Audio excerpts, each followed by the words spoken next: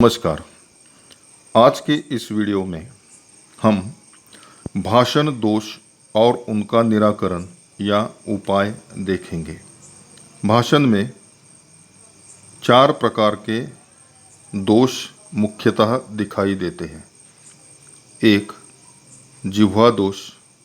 2. शब्दों को दोहराना। 3. गति। और चौथा है अनुचित शब्दों का प्रयोग। अब हम एक एक दोष के बारे में जानकारी देखेंगे। पहला वाला जो दोष है वह है जिह्वा दोष। जिह्वा में दोष होने के कारण भाषण देते समय वक्ता तूतलाता है, मिमियाता है, हकलाता है, जिससे वह हंसी मजाक का पात्र बन जाता है।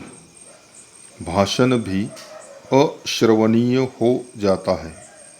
भाषण की गरिमा नष्ट होती है और वक्ता अपने भाषण को प्रभावी ढंग से पेश नहीं कर सकता। तो ये था भाषण का पहला दोष। अब दूसरा दोष के बारे में चर्चा करेंगे। दूसरा दोष है शब्दों को दोहराना। भाषण देते समय वक्ता कभी कभी एक ही शब्द को बार बार दोहराते हुए दिखाई देते हैं।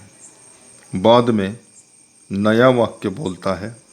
इससे भाषण दोष निर्माण होता है। जैसे ऐसी अवस्था में, क्योंकि, अच्छा तो। उसके बाद भाषण में आने वाला तीसरा दोष है गति।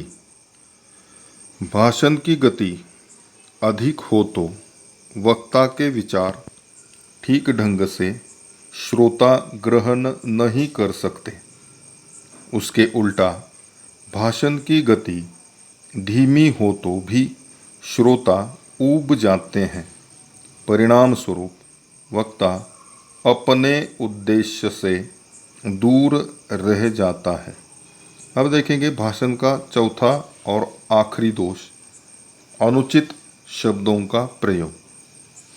कभी कभार वक्ता अनुचित शब्दों का प्रयोग करता है, जिससे अर्थ में परिवर्तन आ जाता है। प्रौढ़ होकर भी बच्चों जैसी बातें करना अनुचित लगता है। तो ये थे भाषण में आने वाले 4 दोष। पहला देखा जिह्वा दोष, दूसरा शब्दों को दोहराना, तीसरा गति, चौथा अनुचित शब्दों का प्रयोग। अब इन दोषों को दूर करने के लिए निम्नलिखित उपाय किए जाएंगे तो भाषण प्रभावी हो सकता है। उपाय 1. जिह्वा में दोष हो तो अच्छे से अच्छे डॉक्टर की सलाह लेनी चाहिए। दूसरा, भाषण देते समय शुद्ध एवं स्पष्ट उच्चारण की आवश्यकता है। तीसरा, गति को उचित रखने का अभ्यास करना चाहिए। चौथा, ध्वनि मुद्रण यंत्र का इस्तेमाल करके गलत उच्चारणों में सुधार लाना चाहिए। पांचवा, उचित हावभाव के साथ भाषण दिया जाता है तो निश्चित उसका असर हो जाता है। और छठा, आकाशवाणी एवं दूरदर्शन के कार्यक्रमों को देखने और सुनने का मौका छात्रों को देना चाहिए। उपर्युक्त उपायों को ध्यान में रखते हुए किया गया भाषण छात्रों की भाषण क्षमता को सक्षम बना सकता है।